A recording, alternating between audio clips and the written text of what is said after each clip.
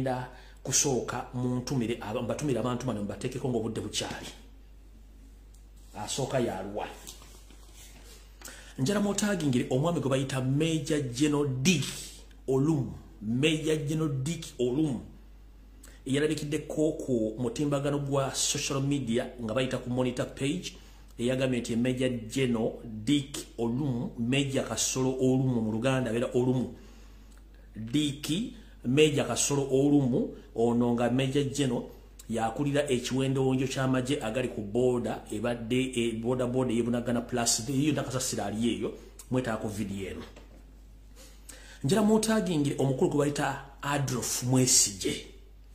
Adolf Mwesige ono naye ajje ku video eno. Njala mutagingire omukulu kubayita Tumbutime naye alipere ku video eno. Njagala ngenda basunsulira ekigambo kyaba yekera musimanya bazentolo ko bunyangabo kyenjojo kasasiro yenna. Nze bulugwe mbagambo kulota kumuleta wa. Njala mutagingire Frank Kajiji tumwebaze naye abere ku video eno. Ajibereko Yoseri manyo oli mu America. Olina hoteli wekwese bakunonya tolabikako. Nawe njagala bere ku video ntumanje ba AIDS wakwade desimu olabe ebintu byo kubanja ba bya lumungende nebake. So Yoseri bakoli njagala nawe bereko njagala kabagezi ba police bere kuno. Njagala omuntu asembayo gwe njagala mwenna abakulembeze ba national platform bere ku video eno. Asembayo gwe njagala mutagingire ye mukulembeze wa Filbert Kyagulanyi Center mu omukulembeze omulonde sebo kwetaaga ngana bagisimu fungize ojje ku mutimbagano wani sawa zino olize information yeno ojja kutegeera para asajja kiba planning na kiddako so biba abantu benjagala omukulembeze wa omulonde wa Kyagulanyi Center byalabade ku video eno abakulembeze ba national platform nabonna nenga gwesinga okwagala mukulu Kasolo Olumu Dick ye mayo bamanyage Dick Olumu Major General Dick Olumu ze muita Kasolo Olumu so mutagingiro mukulu gwaita Kasolo Olumu aje abereku wano Kasolo Major General Kasolo Olumu mu Luganda ati Dick Olumu njala abere ku video nga tunatandika. All right, kati ndowooza njala tuyite mbwa kubanga manyi mulira obudde butono nnyo. Mwagala genda kola bintu bino birala nnyo. Yenna nyine toilet njala abere kuno mumanyi ensonga lwaki yagula toilet esije gendayo ndozabula byekola live example lwaki omuntu agula toilet n'atambula nayo leo muita nanyine toilet munenya kanjala tandika n'ekigoro njala tandika n'akaloozo kalyo bintu byo ketugenda ku video eyatulese mukitegedde bannange. All right, mu kaloozo ka leero kagendera bannayuganda mwenna buli mujasinzira okulabira akatambi kano nga muno mulimu munnayuganda ali wansi anyigirizibwa, muno mulimu munnayuganda atalina mulimu, muno mulimu munnayuganda gwe batwalako ettaka, mulimu munnayuganda atasobola kulya kyamisana, mulimu munnayuganda gwe babbako ebintu bye, mulimu munnayuganda ali mu magye, mulimu munnayuganda ali mu police, mulimu munnayuganda ali mu prison, mulimu munnayuganda ali mu UPDF ng'ogawumbidde namwe bannabyabufuzi abaga muli ku ludda oluvuganya ng'ate temuvuganya wabula musulumba busulumbi nga mutulirako oberenge ne chai kumacha nga mutisa abaana baffe muwambisa abaana baffe nenga muwoza muli opposition. Njagala akaloozo kalyo kagende gye muli.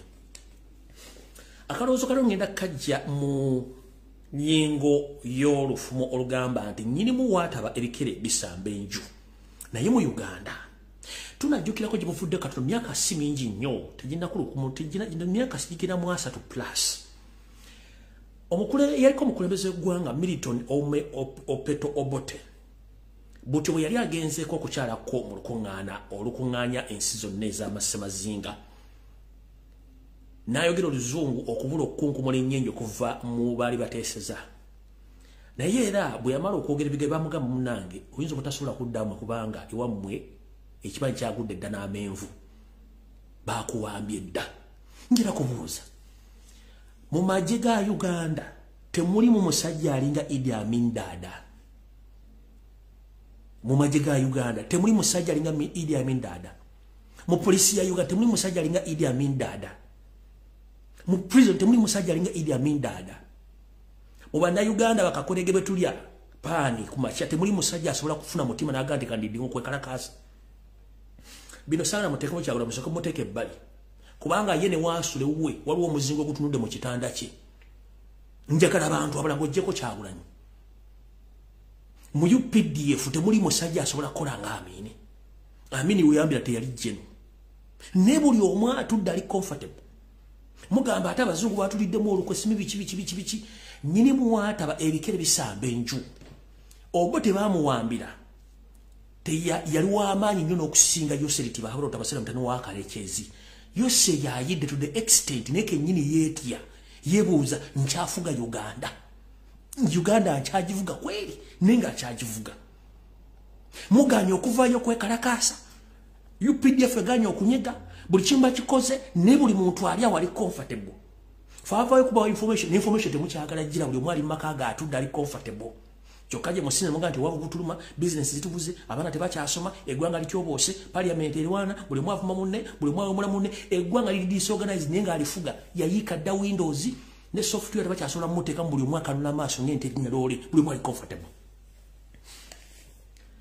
obote bamugamba tosobola kudda Uganda bakuwambye nga muwamba yani ye Idi Amin Dada mu Uganda ba Idi Amin Dada twababula kale gwe musajja gwe mu UPDF oboli koporo oboli major general oboli kano oboli general kye kisera mutase bana Uganda kubaga mulimo gwe mwasoma reason being Museveni simu na Uganda 2 constitution yagityobola 3 asa abantu ekyokuna Museveni takyalina buyinza mu Uganda era ekimubeezaawo nsimbi na mundu na kusiba bantu kati mwabasoma constitution musoma mateeka mugawumbidde mufo kimwandibadde mukulembera bana Uganda muliyena mu mutudde mugamba nti akijja kikola ki ekijja kijje muna musirise naye ekiri atabale kyekire nasigadde waka muganya okwerwa nako kusituka ngo musajja atali kuba tasobola kuwa commanding ali jali naye n'abasigadde waka kubuddeko omuntu yenna ensobola oga nti tujjutu tutase bana Uganda mugamba muliringa UPDF tuyina gwanga kweri omuli omba muloga kali yara bategeza nabo gisimufungize ebintu bino mule bigenda maso mu Uganda abamu awedde mu amainta ate kati Museveni yagenze omuzu abamuzungu bamuiselinda ko please wait a minute Museveni amaze banga tagenda mu diaspora obaga tagenda bweru mu America wa Bungereza reason being abadde ina kyatya there are so many surrounding factors ezili mu kuitwa kwa Museveni one hidden factor mu jemuta nategeera he was called in that meeting to see the reactions of Ugandans but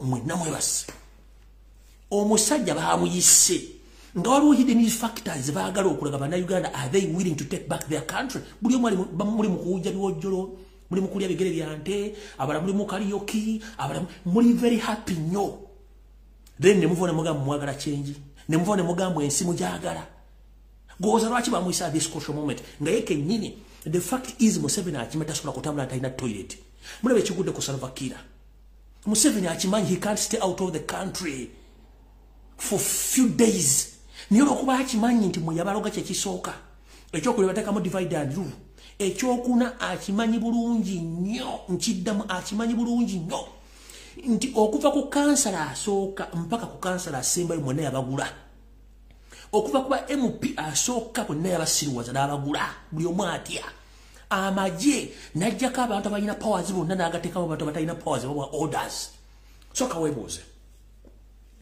nsonga ki erwanyisa Anita Amongi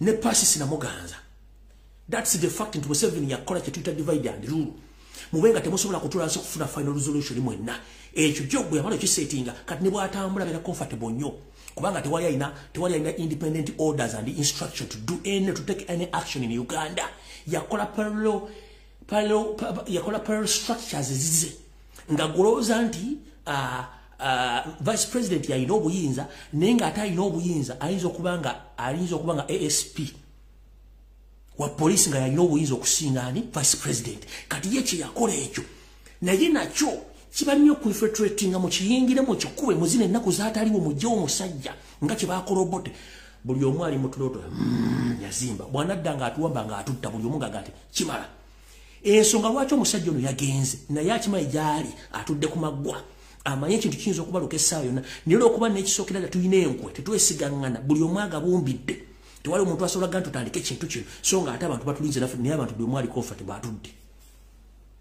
kale nnyini mbwataba ebikere bisamba enju nkuwuliriza omulawo gutakungula yenna ali mu UPDF ku bintu byemmenye bw'oba osobola bannayuganda bakulinze naye munaddeoko buli omu neyeetuulira gwa naggamba temutunuulira Kyagulanyi Kyagulanyi temutunuulira nnyo mbagambye ne waasula wennyini waliwo omuzingo omusetinge mu nnyumba ye nti waafulumiranga mission bagitegedde nti yagenda okulinga basobola okukola ki basobola okuba ekizuka naye gwe ali mu UPDF gwe ali mu poliisi okozeho omulimu ki ng'omusajja taliiwo nga mukimanyi tudde omuzungu essaazi nasobola omugamba nti yekaba kuwomye n'ataddayo kubayo omuzungu ali smart yayise Museveni ng'alina ekigendero kiragala kumanya bannayuganda omusajja afumye for all these days kiki basobola okukola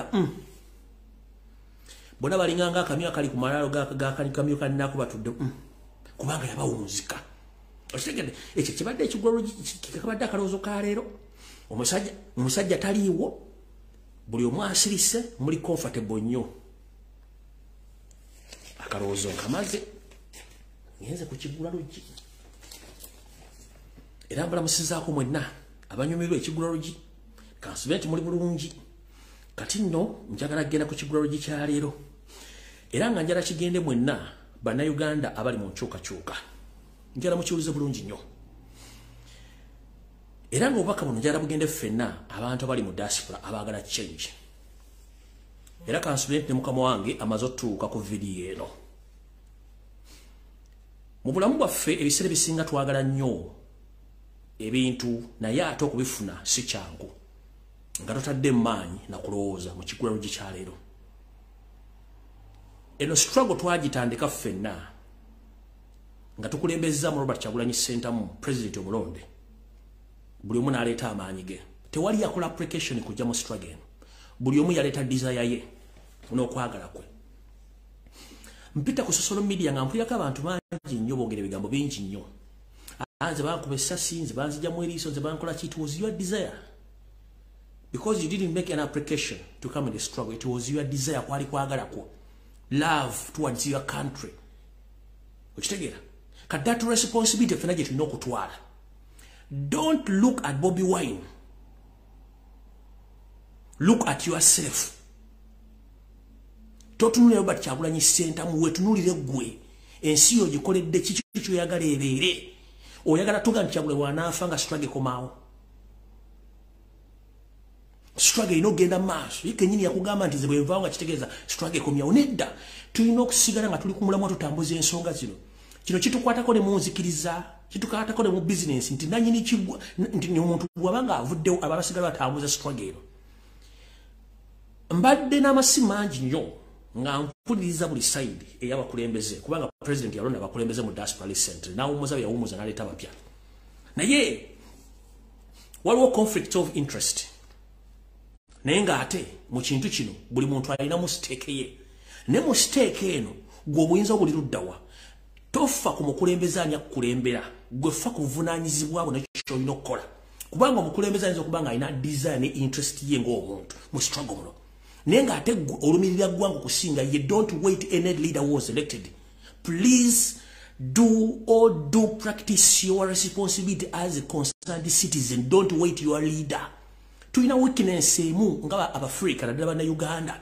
nti oli bebamuwa responsibility ng'omukulembeze ate aba ayagala akozesa omuntu we nga tafunye advice from the other side abantu ba leadinga ye akozesa ekyo nti yalina okukola buli kimu n'atamanya nti okukulembeze sati n'omuntu mulala asobola ojjambala mu kino ntegeeza ki baganda ffe muna bali mu diaspora abalina okubagana omukulembeze obwalondebwa n'obuliwo njala bagamba ekigambo kimu yes oyinza okuba omuntu gwe balonda tomwagala good enough ng'olina reason being lwaki tomwagala kituufu naye ate ne yamulonda alina ensonga lwaki yamulonda gy'ataakubuulira linda kiggwe afumita ki afumita mboobo kati akakodyo kaakano mu gavumenti waliwo omusajja oba omukazi gwe bayita IGG Inspector General of the Government IGG olwo yatunulira buli office yonna abali b'enguzi ababbi abakyamu n'abaleeta on board mu gavumenti yekola kasita IGG akolako lipooti kiba kitegeeza owedde njala tukole ekintu kimu omukulembeze yalonda abantu bano abamanyi bulungi nnyo from A up to Z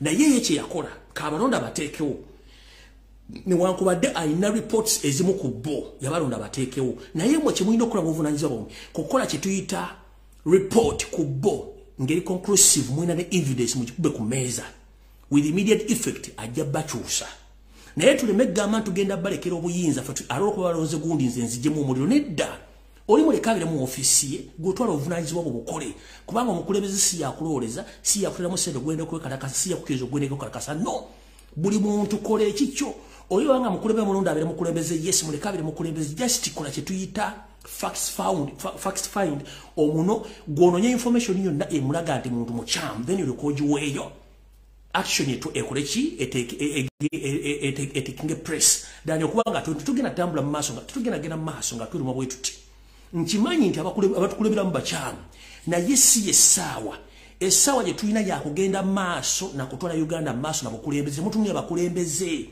kubanga essaawa zino lwetwogerera eri abaganda batya kulonyeseka mu kyamu nga nabo gye bali bongo bugambo bwetyo eri abagamba nti mutuufu naye gye bali baga kati gwaga nti kyagula mu kyamu leeta obujuzi obulaga nti mu kyamu nange ekyenjagala wano nti bwe tuba tugaa nti gundi mu kyamu yes ayinza okuba mu kyamu naye tutandika okukola kye tuyita okuleeta rekodi tuziteeke ku mmeeza nti ogundi gwe mwataddeko ali ABCD information mugikwate mugiwa omukulembeze mugiwa omuntu yina gwe kikwatako abantu abajja kukyusibwa tulwanyisa Museveni tuleme kulwanyisa ffe kennyini niwankubadde nyinza okuba gwe baluze simwagala nga muwanyi nti munyampi but I need to provide the information eraga nti munyampi era nenjiwayo bulungi bwe malo giwayo action etwalize netekingibwa naye before nga tonnakola byonna tuddeyo nti ffenna tulina obuvunanyizibwa bwe bumu twetaaga change by all means tuleme kutunula bakulembeze kubanga bakulembeze balina weakness zaabwe tetufollowing abakulembeze biki bakola tufollowing ffe kye twagala kubanga betunga tugenda kulinda bakulembeze awo tugenda kulwawo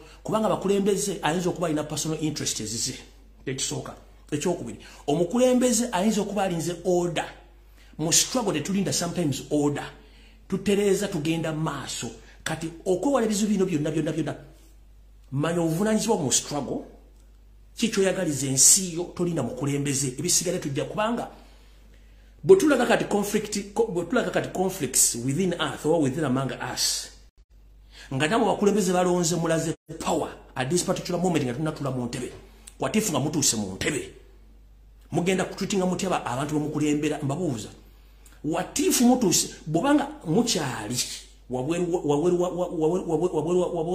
wabukulembeze nga mulaga obuyinza bungi nnyo eri abantu bamukulembera nga musobola bawuliriza bwe munaatuuka mu ntebe ate mugenda kukola mutya so kye bagamba nti kino ekintu lwala munyi tulekula ffekka abantu abakulemberwa balina amagezi bategeera abantu abakulembera beetaaga change kati gwe omukulembeze kyolina okukola olina kubeera nga ttaala n'omulisa gye balaga kati baba ne bajja nga bakola kibagoberera naye ate ttaala bwezikira tekitegeeza nti mulimu agenda kuyimirirawo nedda tusigala tutambula tugenda maaso abakulembeze muleke kulaga buyinza bungi nnyo eri abantu mukulembera abakulembeze omuntu bwakugambako nti kino kikyamukkiriza nti kikyamu kubanga gye tunaakoma okubanga tetukkiriza biki batugambyeko please ojja kuba toli mukulembeze kirala criticism omuntu okucriticizinga nga alina reason as to why he or she is criticizing you get to know the reason as to why sit down with someone who's criticizes you omugamba why ongamba bot naye bino nsobodde ngenda tambuza ntya embeera eno mbeerewo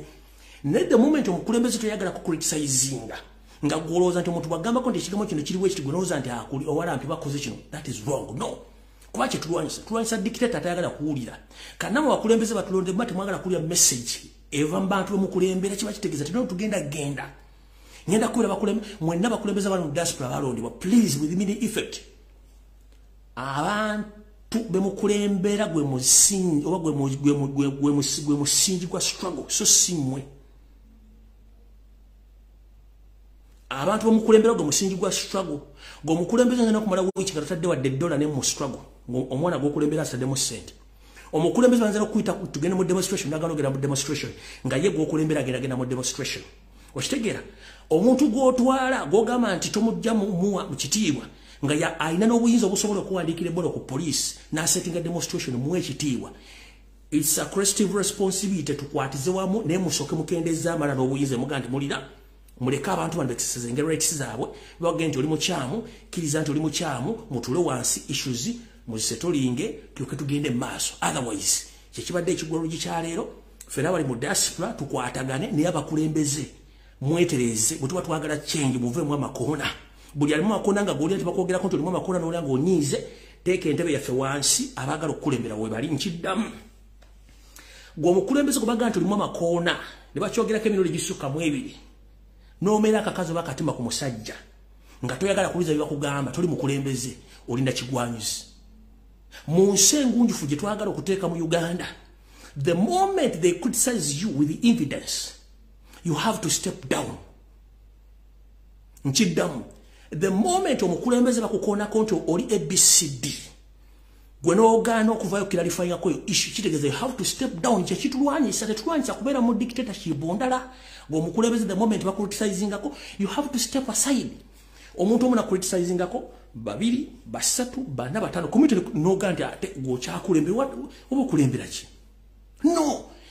Bobanga evudde abantu bakucriticizing atali babiri basatu bana batano we checking nti why bagambye kino kigenda maaso tujja kusobola okuwanga naye otawangala ebintu bino kitegeeza ebintu bino tebigenda kutambula bwe tukola ki bwe tubyagala. So no kyekintu kinyiza bagamba olwaliro then tugende ku video eyatulese. Ndowooza njala tandika ne video olwaliro mbutongole. Kansubire nti mukulu Dick Olumu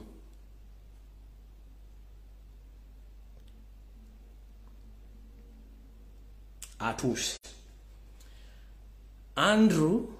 Adolf Mwesiga atuuse. Tom Butime Frank tumwebaze Kajiji atuuse. Kahanga oba Muhanga Kayanja naye atuuse kuno ku filimu ne iyo seri tiba habalo tabasula mutano wakalekezi si yaleta mzezede atuuse. Kati ndoza atandise bwenti kansoke episode kino then ndio kenze ku information entuufu tutandise bwenti. Munsi gye tulimu ejjudde ebizibu naye ebizibu bino abatamanyi politics mujja bitegeera yala soka bategeeza mu politics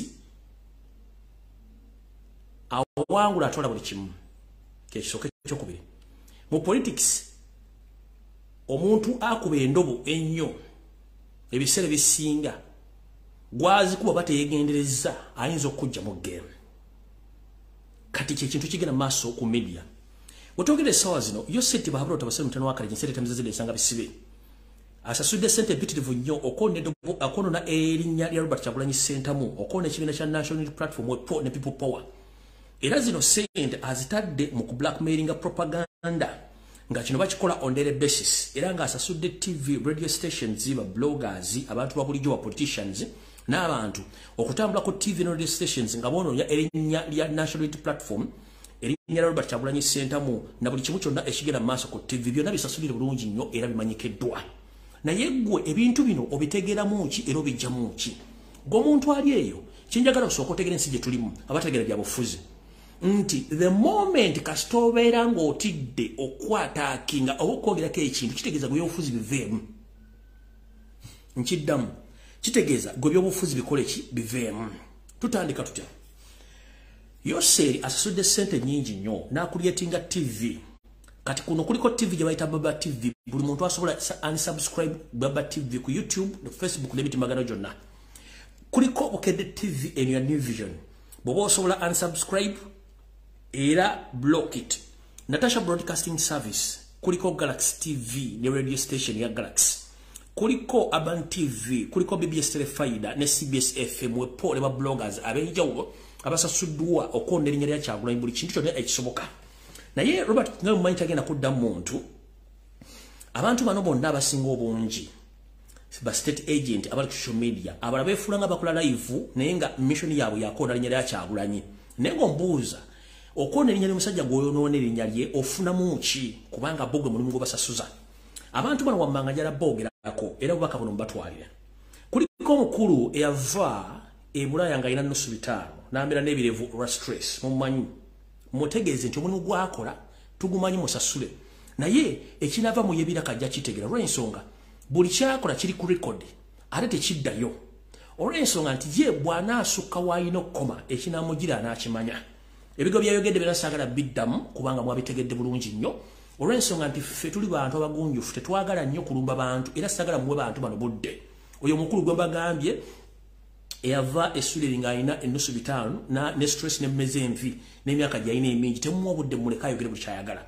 In fact Mr. President ne ba legal advisors bo bonna please don't take action. Temutaking action about this gentleman. Muleke kuba guli gwe mulimu provided talina kyakola provided talina kyakola gwe mulimu gubamu okera ku macho tande okulumba okuvuma okuteka mumuleke nenga jukira bakama bwe bateeka etteeka liri area computer misuse naye tewali bali mukwatira kati bomba manyo omuntu gwe mulimu gwalina okukola kuvuma Kyagulanyi uyo muleka tumuwa don't reply him the moment kasita muli mba mu relevance abayagala kubeera nga ayogerwako mu mawulire so temuleke bulungi abere yayogere buli kyayagala kubanga ajja kuleta ebintu ebigendo ye kenyini watuuse agenda kwekuba golo ye kenyini nga yagyekubye so kati muleke yekube golo kuliko omuvubuka obayita Tamale Binodi Junior oyo neyo omukobbo mumuleke temuwabudde muleke akere ku macha ayogere ajja kowa kuliko kitaawe kenyini mumuleke bambi ayogere kuba gwa mulimu gwakoze okuva musevero yajja muyinza gwakoze kuba talina mulimu mulala wene mulekaawo njera muntagingire muganda ngono muwobaka buno ono goba mukulu ono bamuyita penge njera muwobaka buno manyi kuno kuolewa jambo kutosaako abantu bangi bali bakugoberera mu program zo okola zitali political ngaba kwagalirayo nojja n'okola amanyanga mangi nnyo era n'olumba Robert Kyagulanyi Ssentamu ntakwabudde twakoleka nova n'oga nti ate kati okomyewo ne weetonda which is okay naye mu kwetonda kwati noddayo n'okulyamu ensobi ffe tukimanyi nti hamu ye controlawo n'abantu abalala which is okay kubanga buli muntu ayagala muwogo naye njala kubuuza essaawa zino w'okolera programu zino ezireeta abantu abamala Robert Kyagulanyi Ssentamu okolera ani okolera Robert Kyagulanyi Ssentamu oba okolera gavumenti kubanga buli statement gy'okola ng'ogikola ku social media ng'olumba Robert Kyagulanyi Ssentamu oba bw'oleese nga wamulumba ng'obawagira kiba kitegeeza olina gw'okolera kati nze ngenda kukusaba ekigambo kimu nasaba abantu obutakuwa budde era tebakuwadde budde naye njala kuga ekigambo kimu ekintu ky'okola gwe kennyini weebuzaabuza ng'afukaanaaba olina okwogera esayidi emu nti either mpagira oba siwagira naye okuva n'oleeta abantu abali ku social media ne bajja ne bavuma Robert Kyagulanyi Ssentamu bamuwaliriza buli kibaagala kyonna kitegeeza gwoliko ekizibu tomanyi kikituufu ky'oli naawe tukimanyi bulungi nnyo naye ngenda kuga ekigambo kimu nti ebintu byonna by'okola tubiraba tetwagala kuwa budde naye ngenda kugamba nti program z'okola ng'oleeta abantu Robert Kyagulanyi Ssentamu ekyo kikyamu kola ekintu kimu nga bwe tukimanyi bw'obanga owagira Museveni ne Muhoozi project do it directly dani okubuzaabuza abantu n'okuleeta abantu b'oleeta ku social media okumala Robert Kyagulanyi Ssentamu bwe abantu baddeko gyo ku video yonna balabye kuba nze mmanyi bonna mbamanyi sisobola kujja ku platform yo kuba ekyo nakiyita nakivaako naye mbamanyi kubanga nadde nsobola balizoninga out kuba bonna mbamanyi naye njala kusaba ekigambo kimu kola sayidi emu nti owagira oba towagira dani okuleeta abantu abamala Robert Kyagulanyi kuba bwe oleeta omuntu abamala Robert Kyagulanyi kiba kitegeeza nti gwe kennyini owagira ebikola by'okumala Robert Kyagulanyi Ssentamu indirect nga toweefula nti okola nti omuwagira ekyo kikyamu gwe nkusaba ekintu kimu sikulumbye siyombe naawe kola sayidi emu ensi emanye nti nyimiridde wano dani okubeera amatanka nange empale za Museveni nkiddamu vaayo ogambe lumu nti wagira gavumenti kubanga oba wagira gavumenti you have to defend government to attack all its opposition bw'oba wagira Kyagulanyi then you have to protect and defend Robert Kyagulanyi Ssentamu dani okwebuzaabuza nga afukaanaaba tugenze ku Frank Gashumba oyo mumanyi bulungi basajja mevule mbamanyi bulungi nnyo abo njagadde bayisa mbuyisa muleke mutegere bulungi nnyo kati ebirala ebisinga obungi njala mbitegere nga mbasomera message muleke mutegere ekituuse mu Uganda era nekigenda maaso mu Uganda olw'ensonga tebantu abasinga obungi temanyi ensonga zino lwaki weziri naye njala muzitegere bulungi nnyo olw'ensonga nti ebigenda maaso bingi nnyo tutandise tutya njala muwuliza ka message kano lwaleero bulungi nnyo mulyoke mutegeere ekituufu kiri nti mutegeere tutandise bwe tutya mukera ku macha ne mulaba radio ne TV gye bayita Galaxy FM nga erumba Robert Kyagulanyi Ssentamu n'abantu abala which is okay kubanga basasula naye waliwo omwami gwe bayita Innocent Nahabwe kati nga ye current CEO wa Galaxy FM yaweebwa obuvunaanyizibwa okuzimba ttiimu okulumba Robert Kyagulanyi Ssentamu national platform ne people power ogisaanyaawo nga bakosa propaganda ne blackmail which is okay ono yaweebwa ensimbi ez'omuwoomusolo n'afuna n'obudde obugenda okuddamu okukola ebintu bingi nnyo okufoominga platform zonna ezigolwa Robert Kyagulanyi Ssentamu naye ekyo akikoze bulungi nnyo njagadde obaga neyo TV nkyamu nnyo kambisome kuba naye nkimanya ayinza okugantawuliza luzungu that man called Innocent Ahebwa The CEO of Galaxy FM was given task of building a team to destroy Bobby Wine and Nope. Yawewa obuvunanyizibwa okuzimba akakundi k'abantu akazimba akakundi k'abantu okuba nti basaanyawo erinnya lya Kyagulanyi n'okulivuma n'ekibiina kya National Unity Platform. He was given a tax holiday for his Radio Galaxy and given a free license for a TV. Ono yaweebwa yagibwako omusolo okuteekawo Galaxy FM era naawe wa license yabwerera okuteekawo TV. Era eno agenda giteekawo obudde gye bujja katono. Ng'ensonga enkulu eyamuteekesaawo ekyo kwe kwonoona n'okusaanyawo ekitiibwa kya Bobi Wine n'ekya Nope n'ekya National Unity Platform. He was ordered to fire all employees who supported or who had ties with Bobby Wine.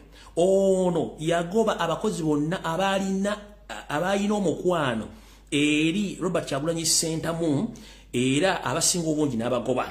Mundo soka webuuze nti omukulu eri akolego bayita Mosh kati nga kansala Kikirya Makindi bamugoba batya yomu kubagoba.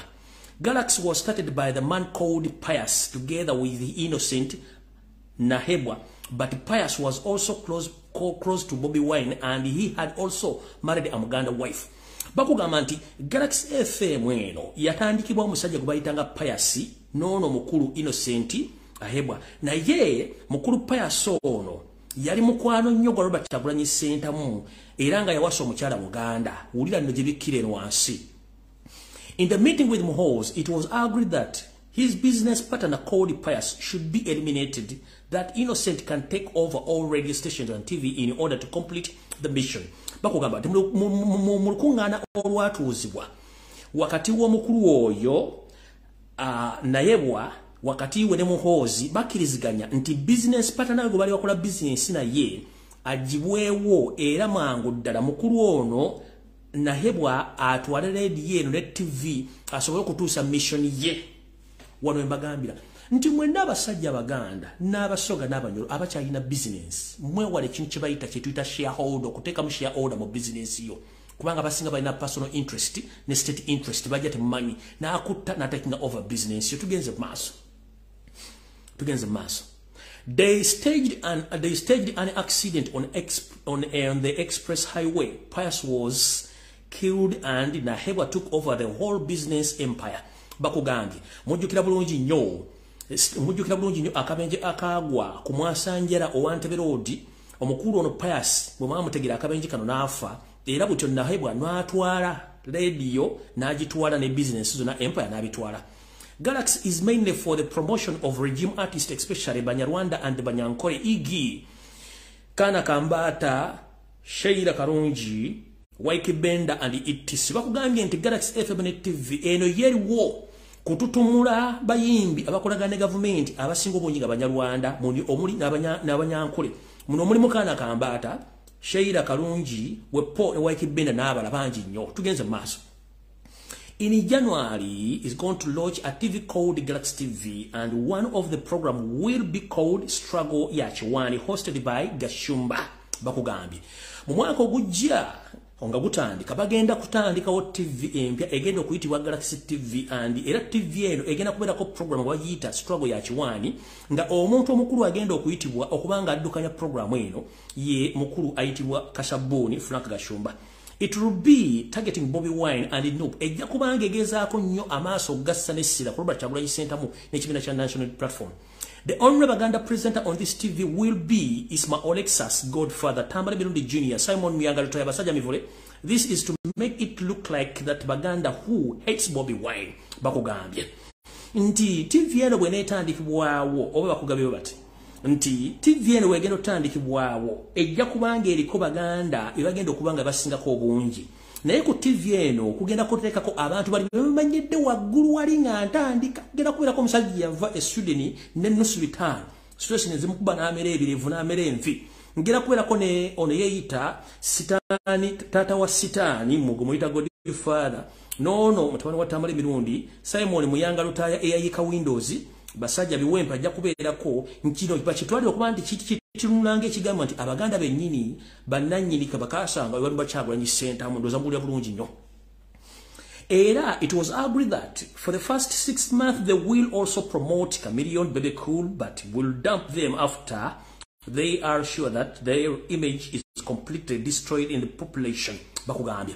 Nti kino bakikiriziganyizaako nti mu myezi 6 egisooka bajjagezaako nnyo okuteeka ettutumu okupromotinga oba okugezaako nnyo okututumula Jose Chameleon ne mukulu ono Bebe Cool oluvannyuma ate banaamala basule wansi nga bamaze okuluba nti bamaze okwonona ekifaananyi kya Kyagulanyi ne banne mu maaso ga bannayuganda. They have orders to attack Bobby and Baby, who they are called traitors for marrying a Muganda. Wulira bulungi nnyo. Bagambye nti bajja kuteekawo ne program ebiva okulumba Robert Kyagulanyi Center mu n'ekimukyala mu Baby yakola ensobi okuwasa omukyala omuganda. Kati awo we mbagambira nti mwetegereze nnyo katandika butandisi.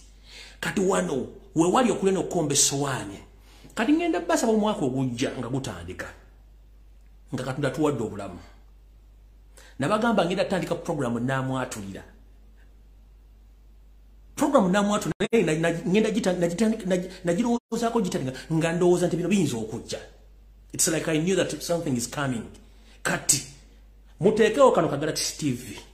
Nja kugula program namwatulira nga benagamba. Nja kuyita ne ba ex bamwe be mwafera be mwabba eri mukera kwogera ng'olwegulo ntusiimulawo ekyo bayita namwatulira.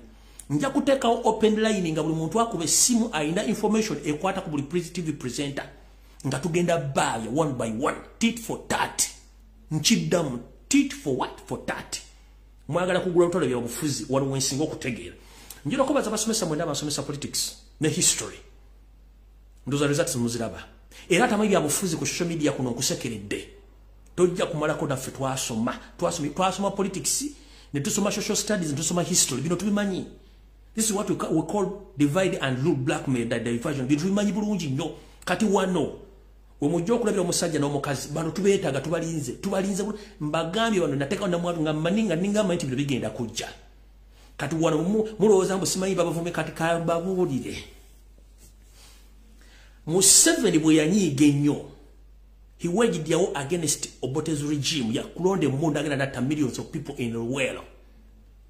Naye ffe abaana bakyali ku level ekubuuzaako nti how are you? How was your night? Good morning. Waliwo level egenda okutuuka nga tebakyabuuza. Kati gwali agamba basaba abana bano tebavuma, no, they are just romancing you, but the time is going to reach. Nga romance is over, nga it's time for action. Bajja bavuma babone receipt. Nenze yo sijja kubeerayo kubanga programu zange ziwulirwa ensi yonna n'abazungu babeera kuno sijja kuwemula sijja kukola ne tujja kubaleetera abaana bagenda kubavuma n'emezi basiikuuke naye ate bwe munaashuka mulina okukoma Museveni kiyakola ate kuno kugulonda abaana bajja kikola kuba bajja kubakaaye. Kati wano mbalabula mwenna mugende empola omuzanyo gwe baleetamu wano si mwangu kubanga muli ku ground gye muliko eri abaana abakoowu. Ojja kwogera ekigambo ekikyamu ku muntu omukyamu naye ojja kuwulira. Kati omukulu ono bamugambye ajja yogere nti Kyagulanyi yayagala oli omuwala Caritas Michael kibikola kyali mu America. Agusima wulire. Agusima wulire kuba tukimanyi nti you can come out with any story to divert or to divide Baby and Bobby. Agutega nga wulire ndo tubimanyi. Mu nsi y'obufuzi omusajja kube ekkuli gwe bakubye ekkuli either olulidde obaali akudde ng'ekkulivuga yagala omusajja bamusine kati Robert Kyagulanyi Center mu makuli yagabuuka dda. Kati okujjako bano ba supporters ne ba followers baga nti omusajja ng'akubye no. Ezo emboozi ziteekebwawo ku diverting na ku dividing abantu. Kati kankubulire mukulu Kinvinvi Muzeyizedde eyava Bulaya n'ennusu bitaano. Emboozi gy'onyumya. Oli omukyala Muganda wadde omulaba ng'omukyala Muganda ezo emboozi za malwa. Yayagala nga amumanyi nti omusajja muyimbi kyekisookera ddala. Abakazi mitwalo na mitwalo begomba Robert Kyagulanyi Center okufunamu justice 30 minutes with him. Naye abadde clean enough to this extent. Kati gw'osubira bw'oleeta stories zino enfumbirire anobe aveyo ogenda muwasa ogenda mukozesa ki? Tolina maanyi ga kisajja kyekisooka. Atengo musajja ina banga bolo zote zikola kitegeeza ne upstairs batokola oyina kwogera ng'ekyala ekiweddemu olufungo. That's how you behave right now, because omusajja yenna akozesa downstairs ne upstairs nafuna answer fulba mu mutu, but when bwanga wansi ti wa function kiba kitegeeza upstairs mie oyina kwogera nga kyala ne kitali kuuzi kuba tekinawo kitunga. If you add downstairs and upstairs nga zikola bulungi, you can control your words nga bwenkola, but downstairs bwanga wali empty tewali kikola. Eno windows zibera nfu dyensonga lwakyo njala kugati ekishuwa yogedde babbi tasobola kunoba lwekyo nti wakyogedde. No, afumbye emyaka gigenda mu 20 plus mukyala muganda lwakumanti alimu olunya lwanko tusobola mujjawo gwolina bwewanyiiziza ne si babbi si Kyagulanyi wanyiiziza ba followers si Robert Kyagulanyi sentamu si babbi. No, babbi akimanyi huzi babbi okuba magerere nga aline Kyagulanyi nga buli mukazi ayagala Kyagulanyi mulaba kulwa kino mukwako mu kifuba. Kati kyovula nabagamba lumba ekintu kyomanyi nti ogenda kimanaginga, you can't manage Robert Kyagulanyi sentamu ne babbi. Reason being yawasa omusajja nga amanyi nti celebrity abakazi bangi abafuba okulanga basinkana Kyagulanyi tebasobola musinkana, kati babbe manyi kyalimu. Kati gomune gwatuddawo ne bagamba katwala embiza ile eno mbwa alina omukazi gwayagala agusima wulire. Agusima wulire bwogata batule n'ekikondo nga tebikola emotoka tesobola kwaka. Kati yoyo musajja batule n'ekikondo tebikwatagana. Windows talina. Kati walumiza ba followers so si Bobby oba babbi. No way. Walumiza ba followers ye bali bulungi nnyo. Okitegera bali bulungi tebalina buzibu.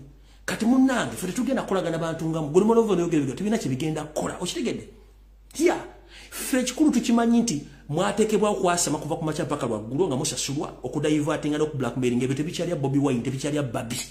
Okitegedde bulungi nnyo. Yes, kuba the officially married bayina abaana manager yabwe ensi yonna egimanyi bulungi nnyo and they can present themselves anywhere in the world. Gwosobola okuba presenting ani akumanyi. Tosasula musolo tulina akaana kapama mutoyi, tosasula pampa, tosasula rent n'amafuta bagulira magulire kiki n'omukazi gwalina ebamutwala. Kati gugamba osobola tuna kyosobola. Kati kugeka kasitola nga downstairs tewakola kitegeeza upstairs wagenda kubonaabona. That's why nti kati obonaabona you suffer, you come to very early in the morning notandika okwasama n'oleka n'olumba buli omu. No, not because abantu baagala bakuwuliza kumanya omanyi there is a difference between an old toilet and the new toilet. Sound zaawukana. Kati gwe olinga toilet y'enkoma empya bw'ogigenda mu sound yawukana ne toilet ejjudde. Kati golisa oli toilet y'enkoma empya lwogenda mu muntu amantu waliwo ali mu toilet. Kati kyekyo munansoji wawe ndibise obuyisi njala boy information egenda maaso awo nvuddewo. Njagadde bategeeza ba bloggers abasasuddwa buli kimu ne TV zigenda maaso. Tulyoke tugende ku information eyandese awo mpitidde obuyitizi banaye munansonyiwa katono awo. Yeah. Alright. Kati ekitava ku Ssengejjero kifuuka Wankindo. Abaganda bali basajja bagezi nnyo n'abakazi abaganda nti ekitali kitava ku Ssengejjero kifuuka Wankindo kitya. Bulijjo tubagamba mulowooza tosanga omwami ono mulabye mukulu w'e Sudan Salva Kiir nga asala yeekojowera mu mpale, naye tuze tubagamba nga mulowooza tosanga mukulu ono mumulaba Yoseri ye yamanyi ebizibu bye n'agula kaabuyonjo atambula nayo. Kaabuyonjo gy'atambula nayo kwewala bizibu Salva Kiir byalimu naye nga ate ono ali times 3 than Salva Kiir. Kati twabalaga ekifaananyi kino previously ng'omwami ono yatambula bamusibasibadde ebintuntu atambula ebintu ebimusibe mu magulu. Mubira bulungi nnyo uyo mubira bamusiba obuveera mu magulu ne bawayalinga waya eri ku kali enkoko. Kati ne bwabanga akali enkoko katabuse ng'omukojo ogujja akali enkoko omusolo kagulwa mwezi ogundi tubu zalina mu magulu. Muzira bulungi nnyo. Kati za Salva Kiir ye oba sente tazina zimuwayalinga. Kati munange abadde ali ku parade omukojo ne guyimuyitamu ne guyita mu mpale. Kati yono yabisalira amagezi gwano yagula toilet gyatambula nayo tu ne bamuwayalinga. Kati akali enkoko bwekeekyanga ye bamuwayalinga ddambira bye byabera nabe tomoza nti babitembi byakuseka. No, si byakuseka. Akali enkoko bwekeekyanga zezo bamuwayalinga ono. Kati Salva Kiir yo buzibu afunye bwe buno wano wammanga video mwajire yatambuza naganya gipostinga ne kanji bazanyire ku wano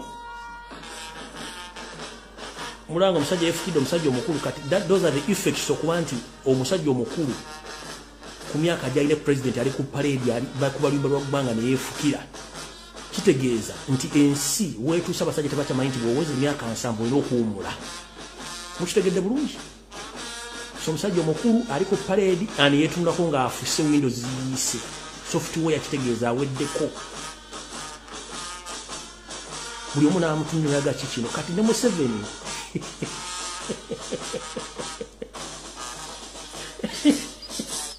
ono ye yamanya ebizibu bye n'agula toilet kati bamuwayalinga kati akali enkoko windows software bwayika ngeri akali enkoko nga kechanze omukojo okagulwa mu zino tubes bamasiba magulu zamukira bulungi nnyo mukitegere yensonga lwaki ye yasala amagezi bulungi n'agula toilet atambula nayo ne bamuwayalinga so no bukadde magezi ngate mbuto wali ogalina awo sigenda kulwawo kanjaragira ku information eyandese kubanga information na nyingi alright kati ndoza nsoke wanachiwala kinje no basoke mbo information okay nabagamba nachiwala kinji mwenna nabagamba nachiwala kinji omu kubafera bali mu government nabagamba ali ku kisawe Entebbe ya controllinga ebintu ebimu kati sawa zino aina office ku kisawe Entebbe agita the office of the president a coordination office nembagamba nabagamba ndi bangiwira ko buyino information bawera ko buyino omwami omukyalo ono kati yavunanyizibwa ku butawayiro book na kibagamba gamuloza ansaga mugenda kyulya mu video jingendo bazanyira naye nga office no mateeka teriyo ne yero book balaseze bagamba basasuza emitwalo 3 no yero book in fact abantu bagigula emitwalo 15 ku mitwalo 8 wogisanze nga ki nga ntono nga sente ntono mwoza mitwalo 3 muri baya ene office ya nacho wala ku kisawe Entebbe yeyo nenga mateeka teriyo one mufere ali mu government ali ku kisawe Entebbe abonyabonya bana Uganda ne bu yero book yenanyiri office ye kati bagita the office of the president coordination office kati mulize muno muliro bufere buli ku kisawe Entebbe byo mbagazo ebyembera ko ne buyino no lindako mulize bulungi nnyo okusinzira ku mateeka buli Munnayuganda afuluma eggwanga alina okugema omusujja gw'enkaka oba guyita yellow fever era ng'okugema omusujja guno mu malwaliro buli muntu alina okusasula ensimbi eziri wakati w'emitwalo 4.5 n'okutuuka ku mitwalo 6. Omuntu wamala okugemebwa olwafuna akatabo akayero oba kayita yellow book akakakasa nti agemeddwa era nga kano kabalirwamu siringiza kuno 6. Every Ugandan that comes to vaccinate 20,000 Uganda shillings extra. Wabula etwogerera nga kati omuntu alina okusasula emitwalo emirala 2 n'akakasibwa nti ddala agemeddwa ekintu ekitabudde abasawo mu malwaliro g'obwannannyini. Okuzakatabo siringi 6 ngokuze vaccination otaddeko storage because limedaga tosobola boli purchasinga mu facility tosobola kuba bantu bonna mulundi gumu wena distoringa otaddeko abakozi so etugamba nti bw'oba ogitunze emitwalo 4.5 oba mitwalo 6 maximum it is okay ni Munnayuganda atasobola kugenda mu malwaliro ga gavumenti ajasobola okujja mu private n'afuna empisa ku mitwalo 6 maximum naye ate kati Omunnayuganda bwe bamwongeramu emitwalo 2 kifuuka kizibu ng'olwedde n'emitwalo 4 n'emitwalo 6 gy'abadde asasula gibadde gyabuwaze. Abasawo bagamba nti emitwalo 2 abantu bano ze basasula zigenda buterevu ku akawunta yaliko minisita w'ensonga z'abaana Oweekitiibwa Florence Nakiwala Kiyingi nga kati ye muyima w'ekibiina ekya Association of Externalization of Labour Digitalization of Yellow Fever. Barcode, just okusoma ka barcode bakukyajinga emitwalo 2 nakasasula $3 million mu myezi 4 $3 million. Awo sagala kulwawo nnyo ku obudde nabutono nnyo ndoza mutegedde Nakiwala Kiyingi obufere bwaliko ne department gyalimu tasomanga ko wadde okufunisa ekiyenje olubuto wabula yali mu mugundi yellow book vaccination ku kisawe Entebbe tasomanga ko wadde okufunisa ekiyenje olubuto oba cross breeding ekiyenje kati yomu bali mu ministry mwene coordinating air vaccine tumanyiddwa ati mwatunyalira mbwe kati awo nvuddewo sigenda kulwawo kati kanyere ku kyande sebulungi nnyo tutandike video. Alright.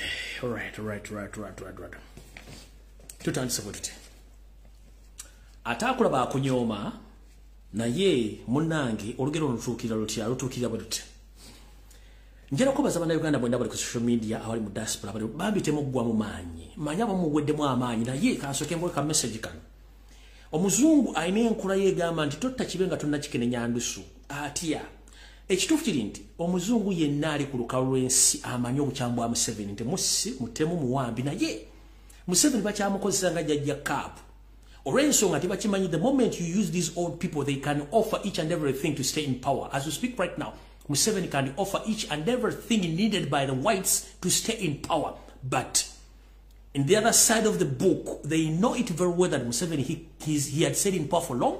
Museveni is kidnapping people, is killing people, and is killing everyone in Uganda. But provided they are just waiting him somewhere, somehow. Sagara mugwe mine.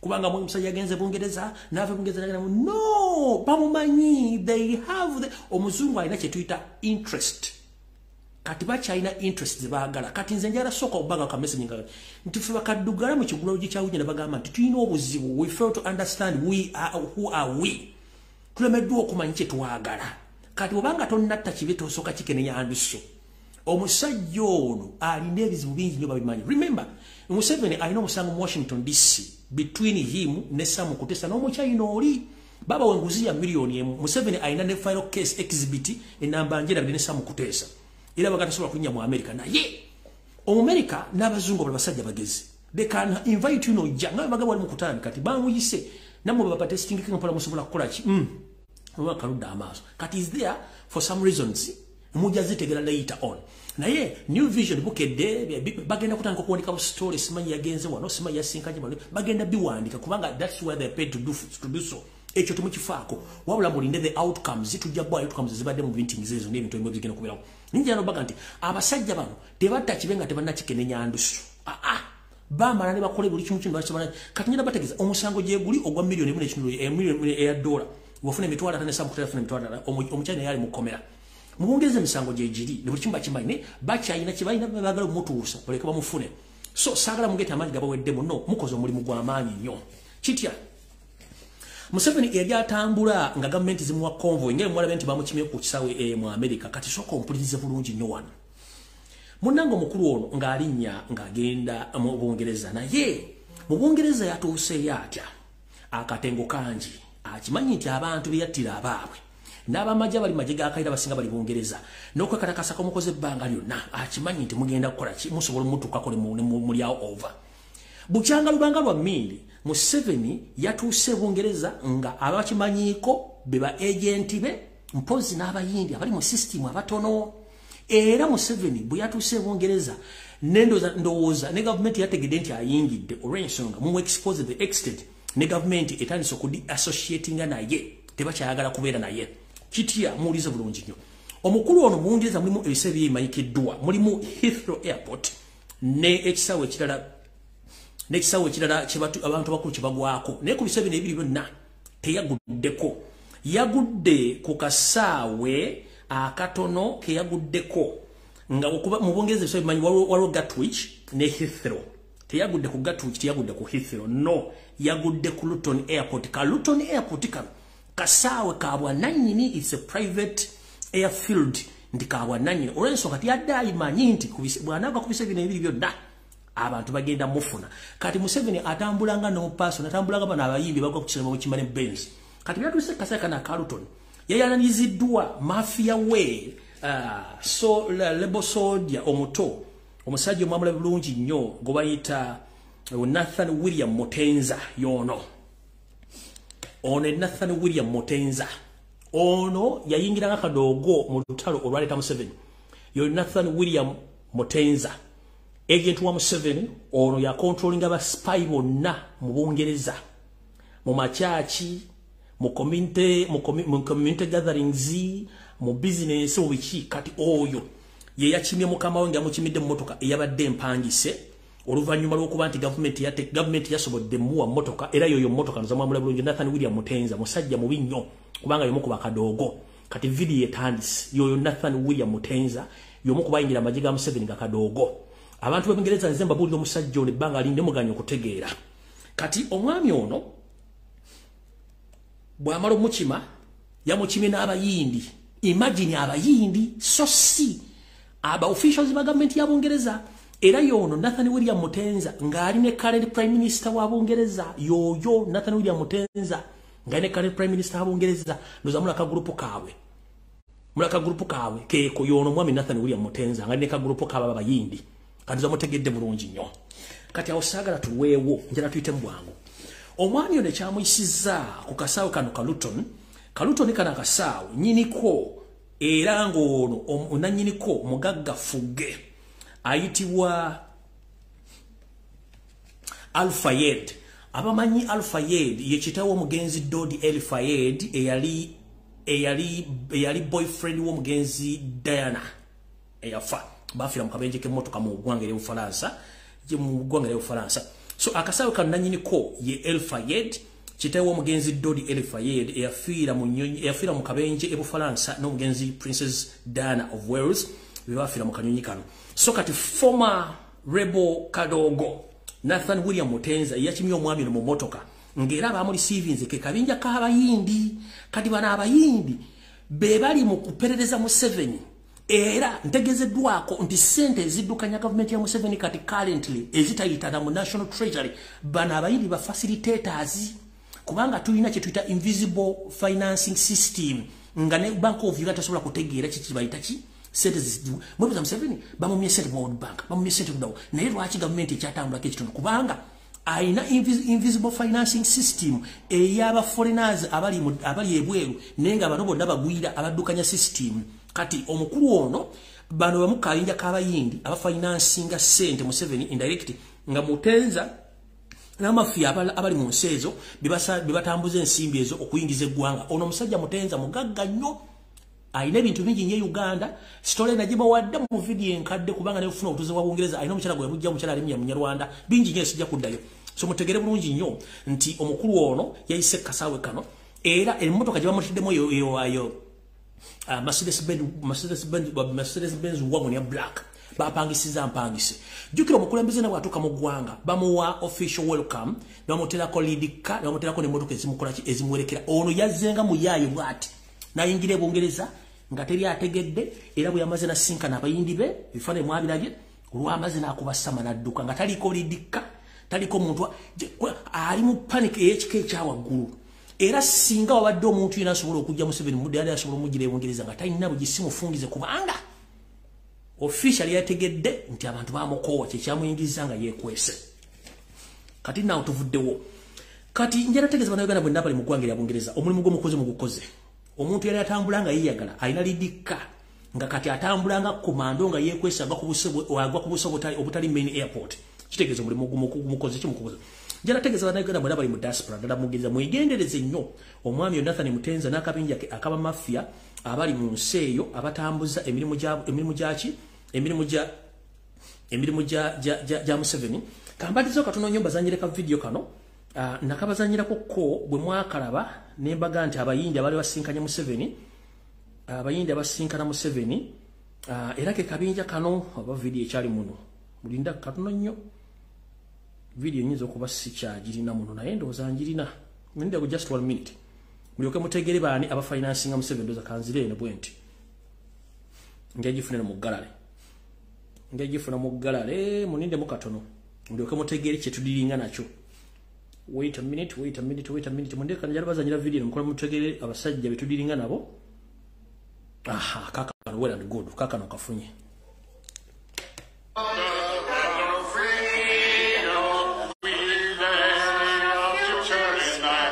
kabinja k'abayindi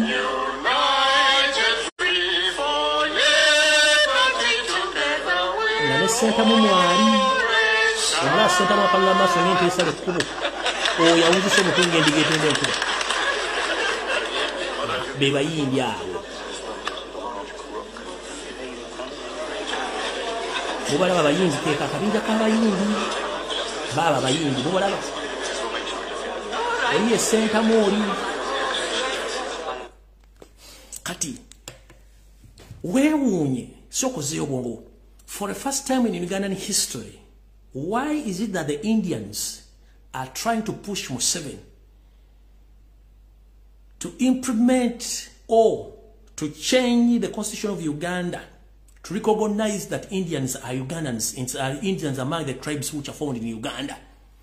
Basing on the functions nabali abafunding Museveni indirectly, yes, lwaki bakwade a special day okudemonstrating bitundu bye is it outside is our wali Kabila Country Club bakoze big functions mwakiranye nenga you can't do anything kind of gathering in India kubanga woingira India baga it's a credible Indians only for Indians, not for any other person from around the world. Yene ensonga ono bamusasula akize abayindi bafuke bana Uganda by all means.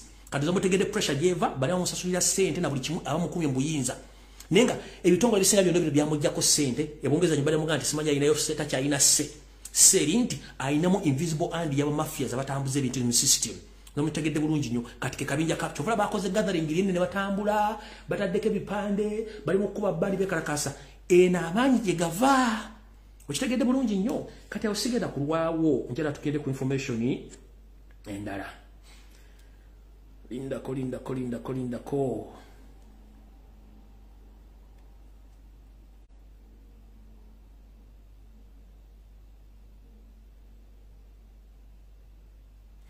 Okay. Ekyo nkibagambye katugenze ku information. Kati Mr. President Kasubenti ko olina bakulembeze mu national platform njala bategeza. Bana Uganda mwenna one major Kasolo Olum. Major General Kasolo Olum. One Major Dick Olum Kasolo njagala bere ku video. Yagambye bwat. My name is Major General Dick Olum. I'm the UPDF Mountain Division Commander based in Fort Portal. I am also the UPDF Operations Commander for Operation Shuja. I am here in Kibuku, general areas of Ntoroko, where one of my battalions of 8 Mountain Battalion is situated. It was this morning that this battalion under Colonel Saulo got information that actually a number of ADF had crossed from Congo to Uganda, and they had crossed by midnight. It was around 1 o'clock in the night. They crossed River Semliki within an area between Chapa and Kayanja. So as they crossed, their intentions were not clear, but thank God the civilian population around gave information to the military. The DSO, the RISO had got the information, so they informed the military. Oyo sagala mulwako Major General Kasolo Olumu Dick Olum. Kati mukulu Dick Olum wano video wenjagala uli omwagitegerere. Dick Kasolo Olumu Major General mukulu Adolf Mwesige Tomutime Frank Tumwebaze ne Kayanja Muhanga njala bategeza era ntegeze eggwanga ekisokera ddala ebitundu bino byonna kati ebirimu obulumbaganyi njala tegeza public nti bano this is not ADF. No, it is not ADF. ADF is funded and was created by Museveni himself. And there is no any other attack which has happened in Uganda recently, even yesterday or today. No. These people are busy killing NUP supporters and NUP coordinators in those regions. Which regions? Bonyangabo, Chenjojo, Kamwenge, Kabalole, Kasenda, Karungura, and Rutate. We don't have any attack from ADF because ADF is Museveni. According to the information which I've gathered from reliable sources, I've been informed that all along, Adolf Mwesige, Tom Mutime, Frank Tumwebaze, and Mahanga Kayanja, Uncle Tomohoz Kanyarugaba, these people, they were tasked by Museveni to clean or to cleanse out the NUP influence in all those regions. So as we speak right now, there is no any other ADF attack. These people, they attacked and they camouflaged and they staged the attack. But in the same way, they were having a mission of killing NUP supporters and NUP coordinators. As we speak right now, all those so-called who were killed with the 15 people, those all are NUP supporters and NUP leaders. And thereafter, killing them, they were again readdressed as soldiers with army and police uniforms. Nchidam. Teri yo bulumbaganyi bwa ADF. Amaje aga M23 naga UPDF. Gakuma okuva ku boda ya Rwanda mpaka ya Uganda yona weyingirira okwegata ku Congo. Aga UPDF M23 gega kuma boda izo nazonna eranga Rwanda ne Uganda balina ovunanyizibwa ku nsala ezo. So tewaliwo muntu yenna yavudde Congo na bijambia. Nabagambe bijambia byonna Museveni yabirimu ne banne era mission izo nabazimanyi. Abantu abali mabega byabiro byonna bayagadde okukola ekintu kino. Kasoke mbaddiza kato. Museveni yategedde nti ali titali settled nga agende bwebwere. Yabadde inokosa chance eno ng'akosa abasajja bali creating a diversion. Nga Museveni bagamba nti buli muntu ko batwaleka ekitundu kye nga nupo ekitutte. I'm not responsible. So you have to cleanse or to clean out all the opposition, more especially the NUP. Kati abantu bonna abatiddwa babadde basajja ba NUP era bawagizi ba NUP coordinators n'abo wagizi. Tekuli wa ADF n'omu bolwa mbazo batta ne babambaza ebyambalo. Ngera mission yeno Adolf Mwesigye mwali Tombu Time Frank Mwebaze ne Mohanga Kayanja kati ono Meja Kasolo Olumu Major General Olumu Dick Kasolo. Please don't fool Ugandans. I've got the information, and in fact information ndajifuna kumala kwa nalisobola kujja ku exposing, and you are going to attack other areas as I'm going to mention here down. So mulekera okusirwaza bana Uganda. Information ndajifuna kumala nesagala kunyembanga sina budde sijufulumya nga mission yeri yakwatanga abantu ba NUP era njera bategeza bana Uganda mwenna nti Museveni yategere ndi ngenda fulumwewe nokusoko creating chetuyita war zone. N'abasirikale mbateke nga bali busy kwe creating ekitundu nenga bakikoze kujjawo bantu ba NUP bonna abali mbitundu ebyo.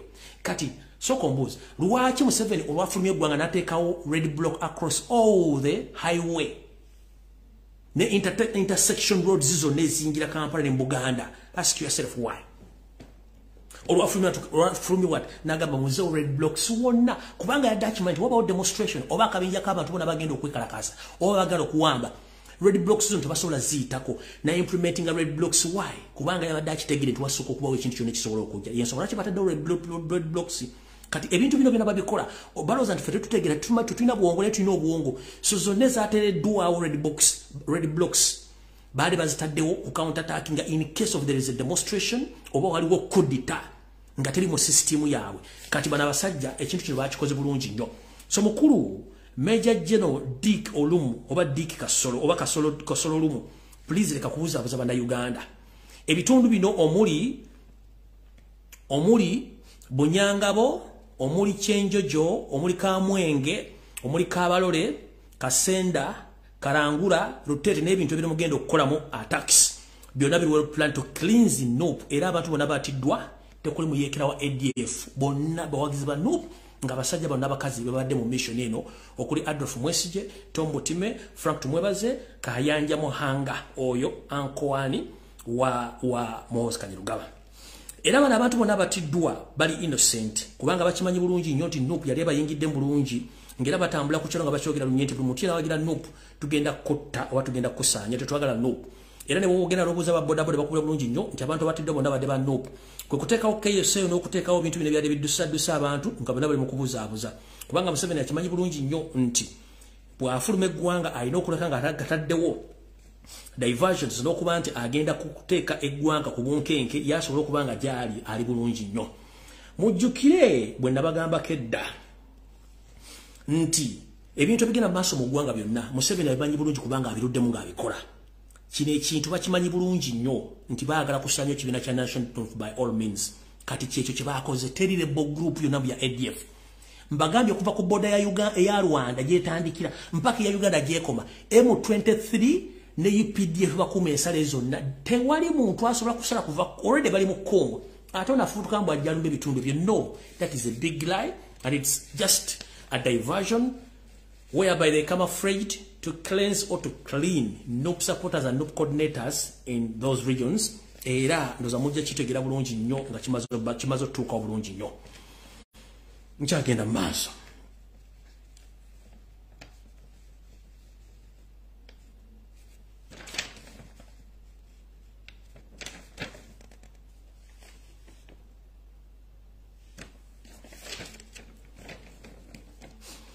era njala bategeeza nti areas endala ezigenda okulumbibwa ekibinja kye kimu bagambe nti ADF muno mwe muli Bunyangabo, Toro Sub-Region, Kijura, Kabende ne Kabalole nkiddamu ebitundu bigenda okuluma basajja bano aba UPDF nga befula nti banoonya mbu ADF yeri mwe muli Bunyangabo, Toro Sub-Region, Kijura, Kabende ne Kabalole very soon kijja kujja olw'ensonga nti bakimanyi bulungi nnyo nti omulimu gwe bakola gwa kujjayo bantu bonna abawagira ekibiina kya National Platform naye nga mbabuulidde abakikoze ababadde mu ddiiru eno mwe muli omusajja oyo gwe bayita Aldroof Mwesige, Tom Butime, Frank Mwebaze, Kayanja Muhanga, Nono Diki Olumu, Major General eyavuddeyo nayo ebibaga bonna bali mu mission ne bagimanyi bulungi nnyo olw'ensonga bakikola bakimanyi era babambaziza olwamaze okubatta bambira babamaze engoye z'abaki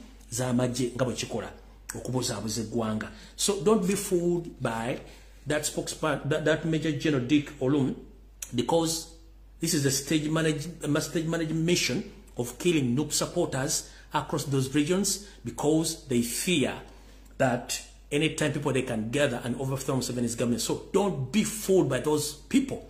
And I'm here to expose them. Kanononga nvudde wo ngenda ku information endala tuyoka tugende kubanga budde tulina butono nnyo olw'ensonga mmanyi mulina bingi nnyo ebyokukola. Kansule sina jemba koze eki gyendeseeyo. Alright, ekirala saagala mugende ku diversion between Persis Namuganza and Anita Amongi. It's a pure diversion. Nobody can impeach Persis Namuganza. And don't be fooled. Nobody can impeach Persis Namuganza. Reason being, according to Museveni's system, alekawo parallel system. Nti ayinza okuddira omuntu minister nga minister amanyikiddwa wabula n'ateekawo junior n'amuwa orders ezisinga eza minister. Kati mu parliament eyo Persis Namuganza ayina more powers and more say to the entire parliament. So olwo diversion gwe bakola sibe bagenda mu impeaching and no, Persis Namuganza, she's more powerful than Anita Amongi. Ekyo mukijje kunze bonna bajja powers wa muntu omu ne waliwo abeera n'ezisukkulumye. Persis Namuganza alina more powers than Anita Amongi, so tebasobola mujjako, tebasobola mujjamu, bali mu diversion zaabwe. Ekisooka bano abantu bonna batestinga ku kintu kyekimu mukitegeera bulungi nnyo, so they have all powers bazirina. So ekibatawaanya mentality, buli omu amanyi nti amanyi Museveni okusinga munne. Okitegeera buli omu amanyi nti amanyi Museveni okusinga munne kubanga ye akukozesa n'akuteekawo n'akuwa powers genda okola kino okusinzira ku kyaba ayagala okukola. So ye ayagala kuteekawo diversion no creating a case mu parliament mbere ku ekyo nti parliament yumba ne biko mujukire parliament is useless. Ekiyumba ky'ababbi tekirina mugaso, buli akimbu yenna ayina nakufa mufi. So yensonga lwaki batadde nobody is going to impeach Persis Namuganza. She's more powerful than Anita Amongi and anybody in that parliament. Just bali mukola diversion kuba buli mwayagala kulaga ko munde nti ayinamu ne Persis wa maanyi nnyo. Mumulabulabi ne wa maanyi nnyo, ina mangi nnyo. Ebaga sima balina buzibu ki basajja sima bikibi politi no.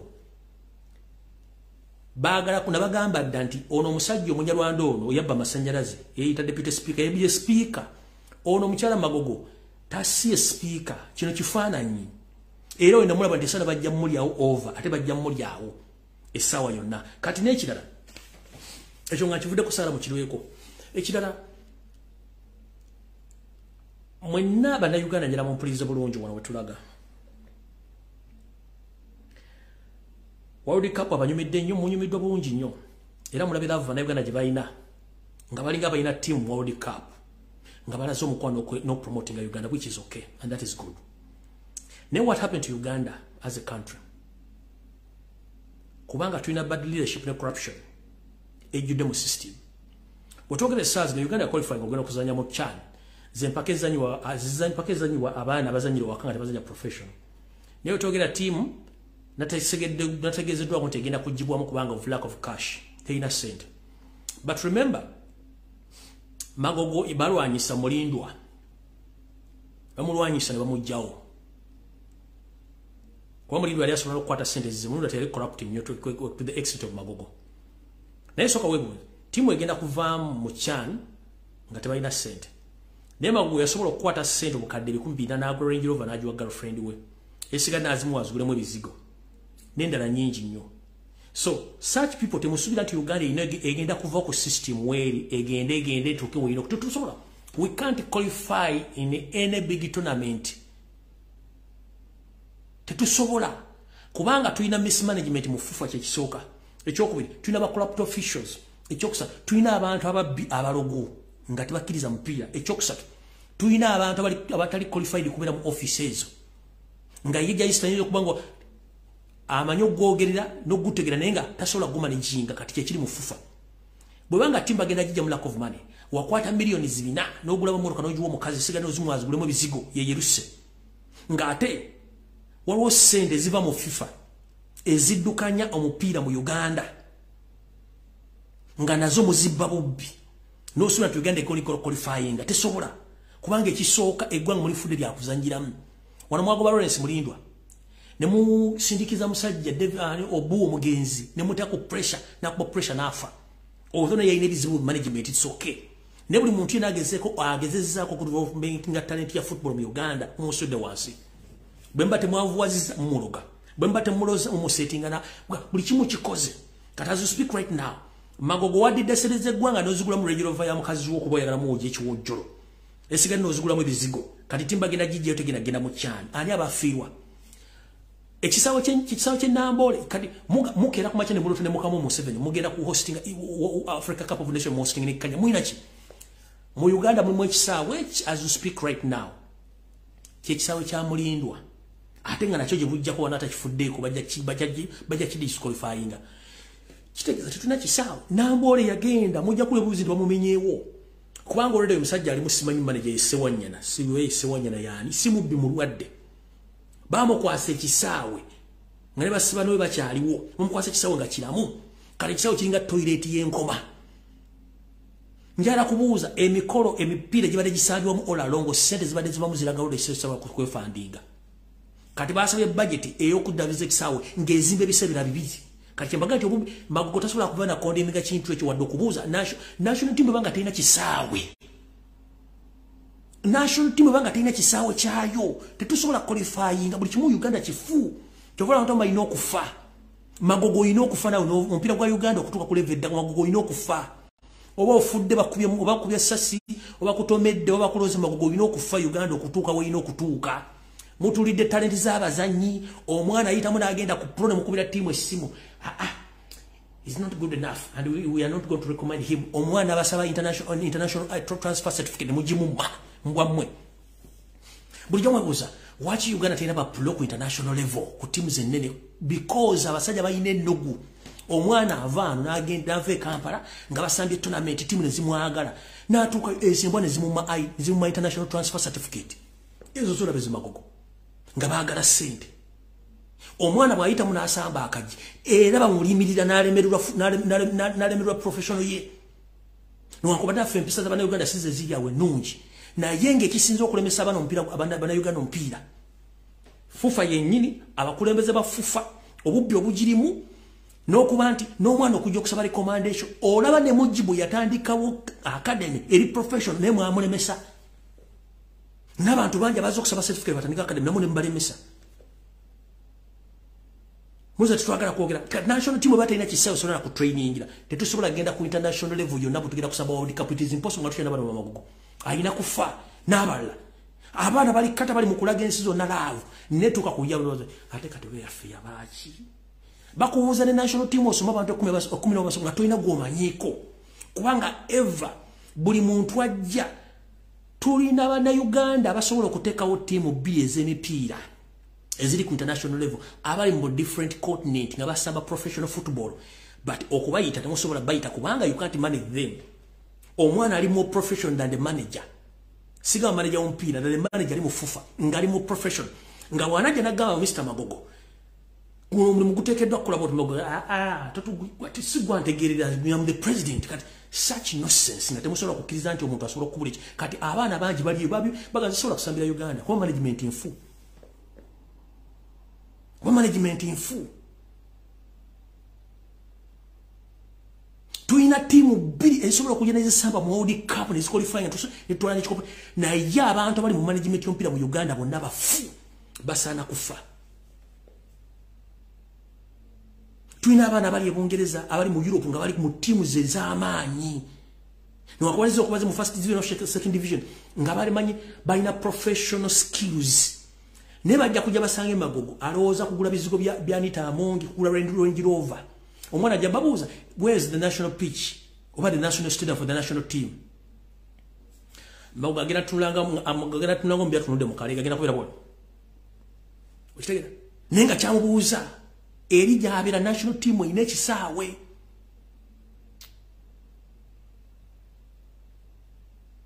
national team ine ekisaawe naye waffe tetulina. Recently abaana ba netball bagenda ne basamba omupiira ku international level ne bakuba buli kimu bamale mu kifo kyakusatu.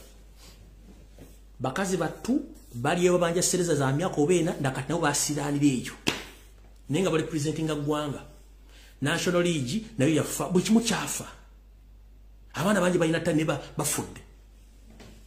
Kati ye ensi gye tulimuuza tutina kitugenda kukola nga tulina magogo tulina abasajja abali okufufa ababbi obubbi nga tani zabana zibafiiridde mumu kuba masimu kirabu nne mulimesa abaana bagala international transfer certificate recommendation kumafuwa temuziba mwagala sente omwana agenda kwagala DNC ye agenda kwagala DNC ye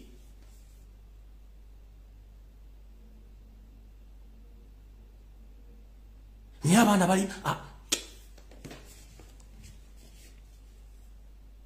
obudde bugenze sigeze dakika 5 awo nvuddewo buli omu ajja kwetigira kyenjogedde mu kijjemu amakulu wekinyiziza seetonda kubanga kyembanjogedde kituufu ngenze ku nsonga endala esembayo eno njagala bere kurusho buli omu agiwulirize bulungi nnyo.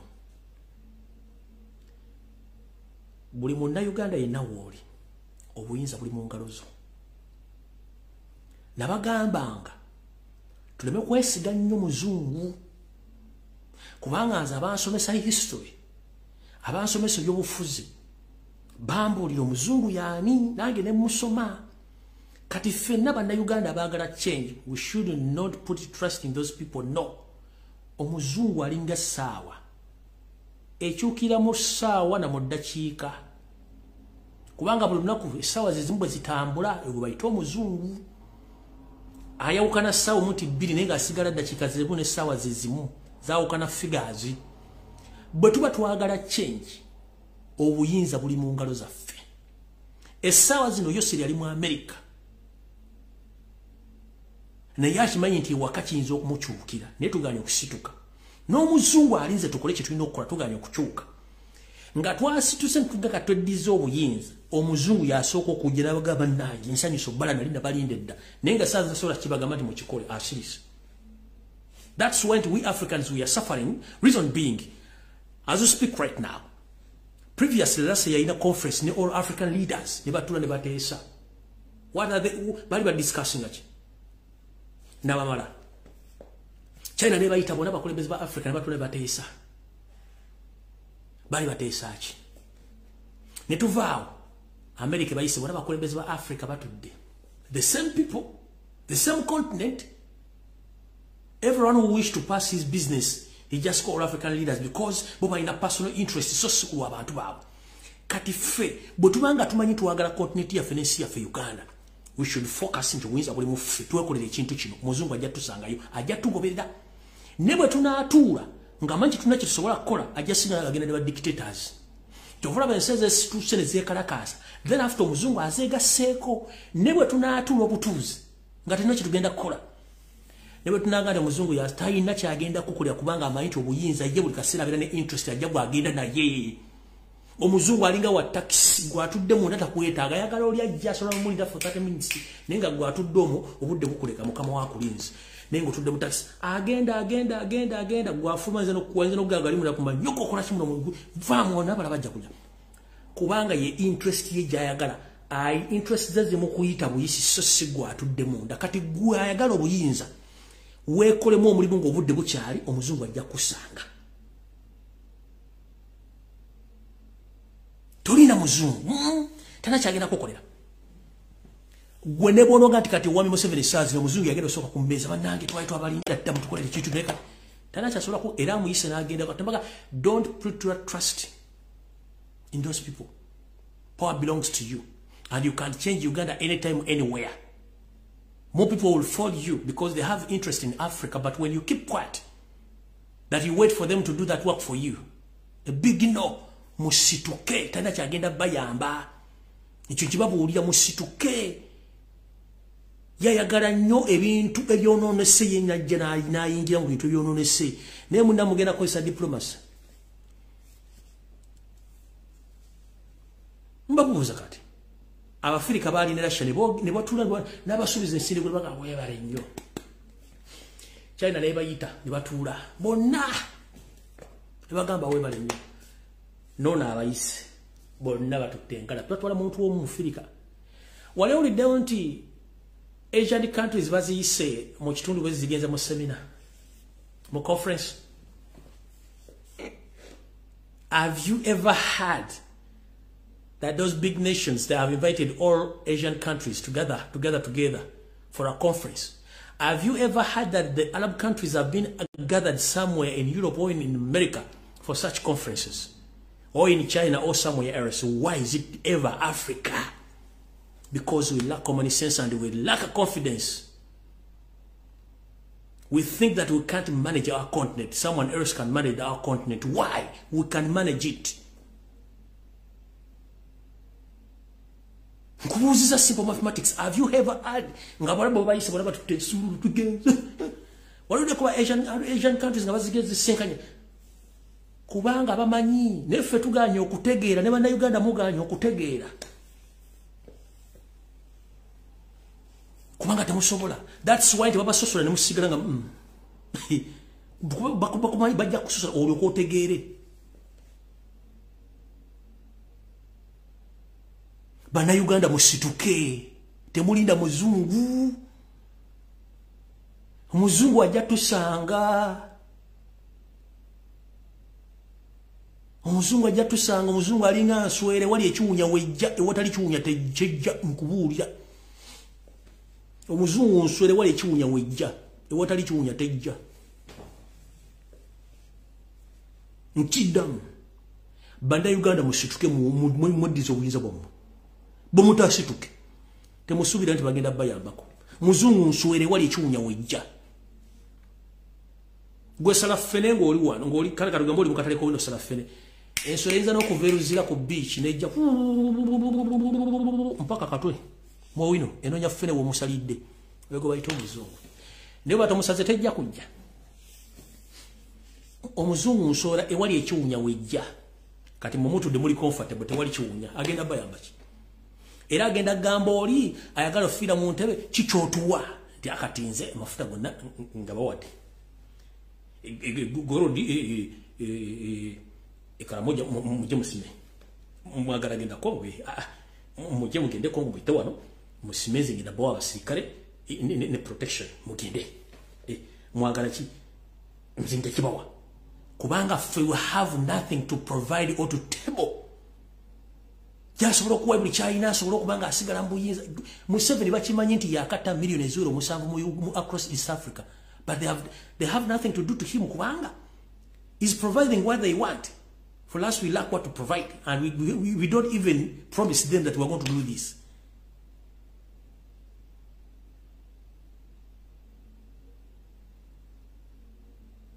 Take it.